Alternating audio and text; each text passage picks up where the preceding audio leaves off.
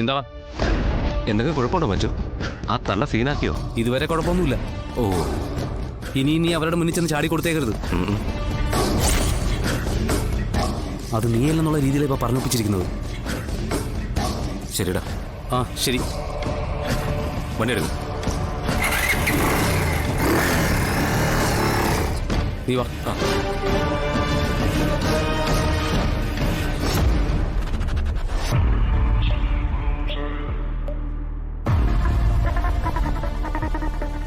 ആ പണം എവിടെ? ഏത് പണം?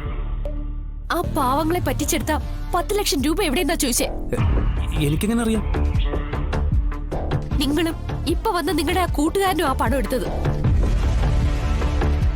ആ പാവങ്ങളെ ദ്രോഹിച്ച് തട്ടിയെടുത്ത പണം കൊണ്ട് നിങ്ങൾ ഒന്നും ആവാൻ പോകുന്നില്ല.